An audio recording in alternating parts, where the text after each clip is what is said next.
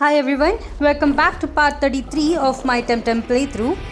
Last episode we went ahead and explored a couple of areas. One was Tukma and the other one was the new regions in Kisiva. In this episode we are going to go ahead and continue a bit more on that and then move on with the storyline. I believe we had ended out the last episode in Kilim Peaks and we have to actually complete exploring it. We were halfway there. I was also trying to find a really good team member. I think I've found one. So we are just going to go ahead and add it to our team and move on forward. Right, here I am. And this is my squad. As you can see, I have added a Oshukan who I'll be adding as a new team member and replacing it with Saipat. And yes, you might have not seen Saipat in my team. Last episode was the last time I was going to use it in my team. Anyway, I think we have another task of training up Oshkan. It is at level 44. I believe we'll be able to find TemTems around level 46 or till level 46 in this area. So if you do want to kind of have a higher leveled Oshukan in your team, you can definitely find it. In my case, I was going for a particular trait. So it's called Barrier and it's a pretty good one once it actually evolves. So I'm pretty happy with this one.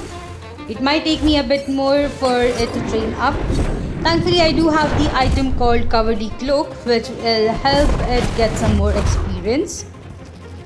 As usual, I did decide to speed up this episode, but it is a bit smaller than the normal one. I know we did have a pretty large episode yesterday, so I just want to keep it small for today. Either way, it seems that these two teamers here are putting up quite a fight, or maybe it's just me using the wrong TemTems. In this case, it seems that tamers are becoming higher in level.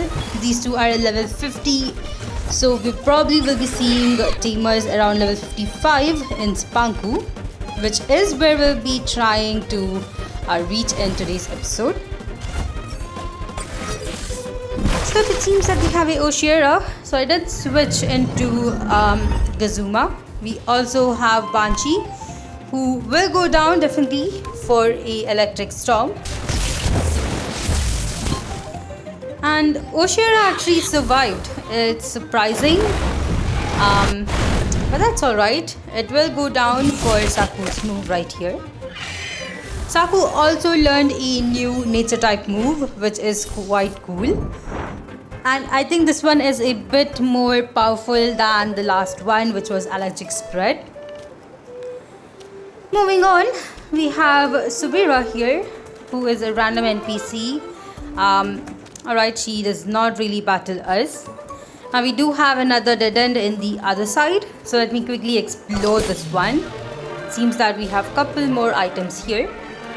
I believe we'll have a tamer here as well. Yep, here she is. Ice Harvester. Interesting. Right, let's quickly go ahead and defeat this lady as well. Now this area is actually optional. You really do not have to explore it. There was that other pathway we explored yesterday, which is also optional. The only thing these areas do is either they do connect to a area that we have previously explored, or are just to find new TemTems. In this case, the whole purpose of having Kilim Peaks is to just add a couple of neutral TemTem to your team. Of course, she has a Yowler and a Momo, both are neutral TemTems.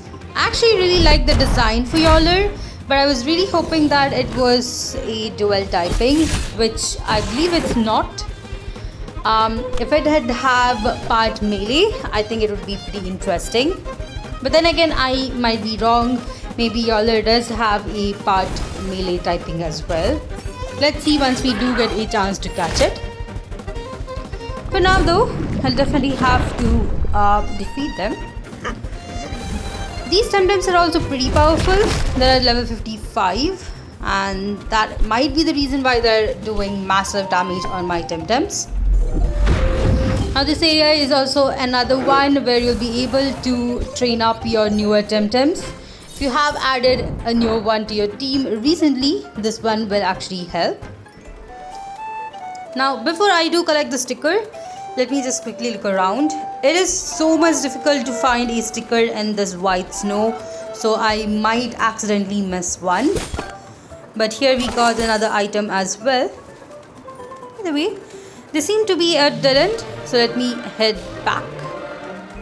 Here we are. This is where we had, gone to the other side. We have another tamer here who unfortunately is undressed. That's pretty funny. I wonder what happened. Finally someone appears. I lost a bet. That was the fault. You should never bet on your clothes if you're going against someone powerful. In this case, this tamer is definitely going to lose against us as well.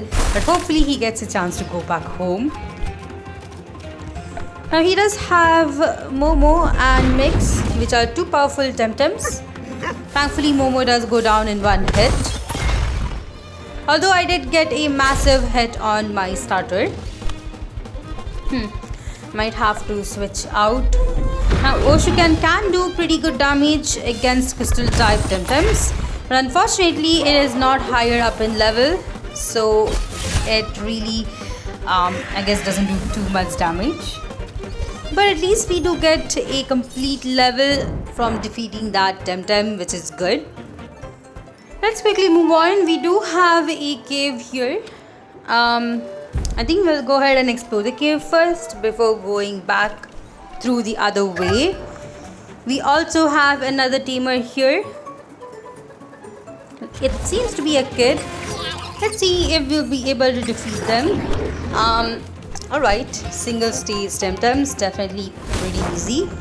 I thankfully do also have Antan up in front. Alright. Platypus really did survive, or Platypi in this case. I might have to switch out Oshukan just to make sure that it does get the experience. We do get hit by a tsunami, but that's really not that bad. There we go. We were able to take both of them down in one hit, and we have defeated the strainer as well. I probably need to go ahead and heal up my TemTems. I believe I've already healed up the TemTems just before starting this episode, so I should be able to use my feel to, I guess, recover. Oops, alright. This cave actually looks quite spiral, like a shell. A pretty interesting design. And it seems that we have more tamers here. Now I completely forgot about healing. I did think about it, but I forgot to heal up my TemTems. So this battle here is gonna be super tough. I might have to be a bit more careful. A Zizari and a Cheryl. Thankfully I still have Anton up in front, which should be helpful. As for Zizari though, I might have to be a bit more careful. That was pretty bad. The head ram definitely did more damage. Let me go with Meteor Shower and Meteor Swarm in this case. I think Cesare will go down here. I just survived. And let's see. That was pretty good. I might have to switch out Ushkin after this, or at least try to heal it up. Next up we have Grumper. Not good. I might have to be a bit more careful. Warcrane is really not a great Pokemon to go against with Antan either. This is gonna be trickier. Antan did go down right there. All of my team members are down. This is pretty bad. Let's try using Hurricane and Noxious Bomb. See how much damage it does.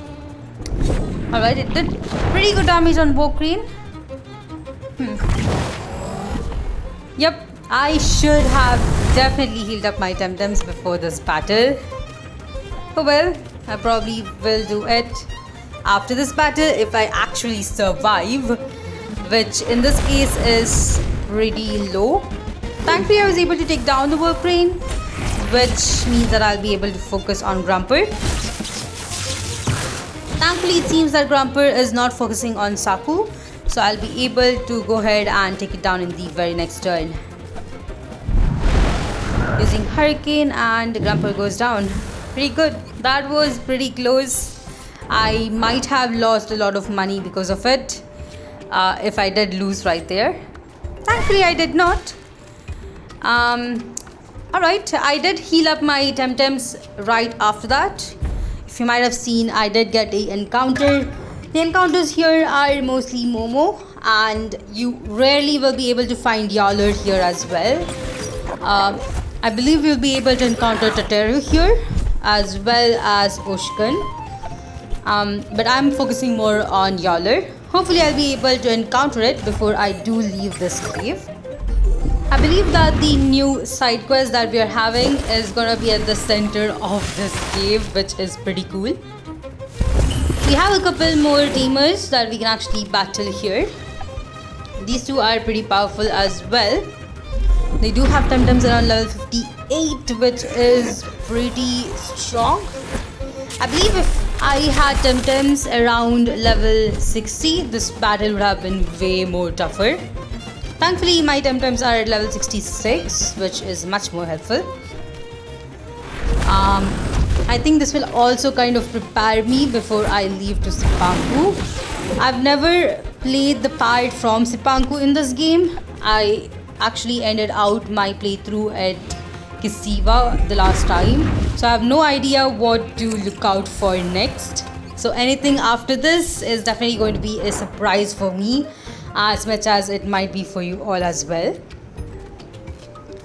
Either way, it's been pretty interesting till now, and I'm really liking this game. It does have its own challenges, but at times it also makes it so much easier as well. Alright, avoiding all of these challenges and making sure that I'm not missing any stickers, I'm trying to make through to the center. We have one more tamer left. Let me quickly go ahead and defeat them as well. At the center, it seems that I'm able to see a Luma TemTem, which I believe is the evolution of Platypet. It looks super cool, and I'm hoping I'll be able to find my own as well. I believe Luma TemTems are pretty rare in the wild.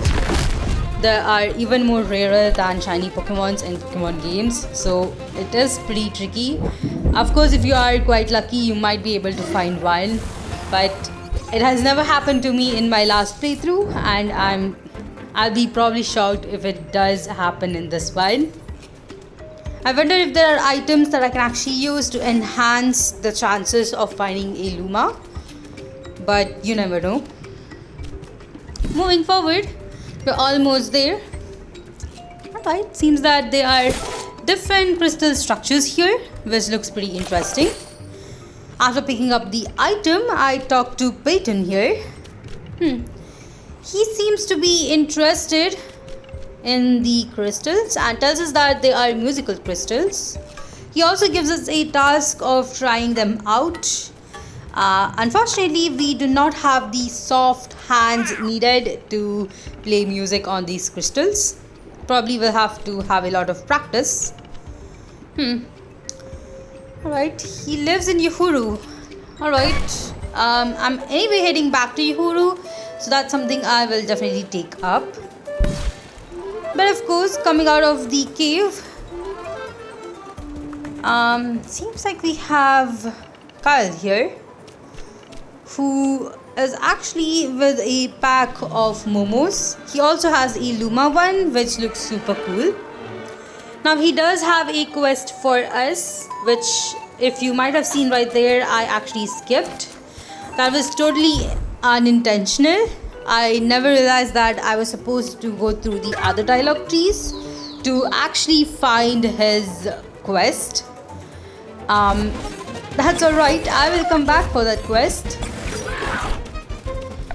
Right here, it seems that we have a tamer who was actually hidden behind a tree. I was about to pick up the item and he did challenge me, so we are gonna try and defeat him. He also seems to be accusing us of being Belsoto clan, which is nothing new at this point. But of course, we are definitely trying to be more careful and try to defeat him as well.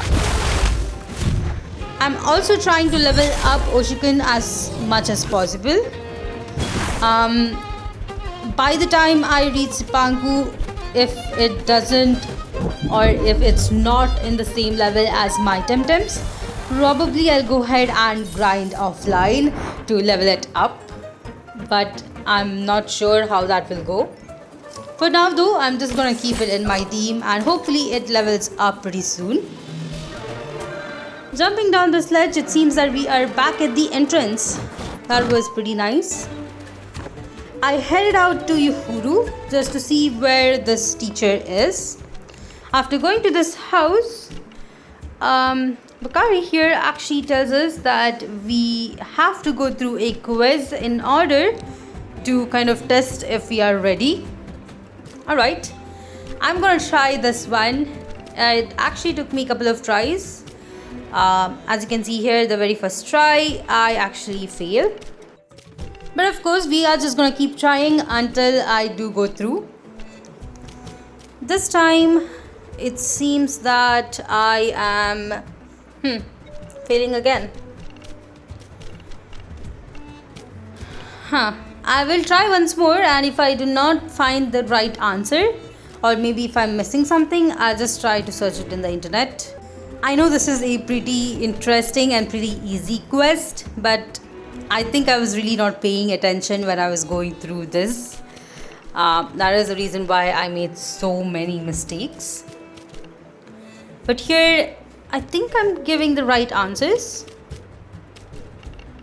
Yep, I did finally give the right answers, so we are through. Alright, the next thing to do is come back here. Yep, I made my way back to Killing Peaks. It's definitely pretty far from Uhuru, but I think it's pretty good considering that we have made some progress in this quest. It seems that we have to go ahead and meet someone in Sipanku who might be able to give us a much better lesson. That's alright. While heading out, I was able to finally find a Yowler, which is pretty nice. So let me quickly try and catch this one. I actually got pretty lucky. I was actually having my super scent on, so I wasn't supposed to get an encounter, but sometimes you do get an encounter, which is pretty rare. In this case, I was lucky that it had a Yowler. Let me be careful and try to catch this one. I'm also using the Oshukan. This is because it is the lowest level TemTem I do have. Unfortunately, it did go down right here, which means I have to be even more careful. I wonder which move I can actually use without doing massive damage.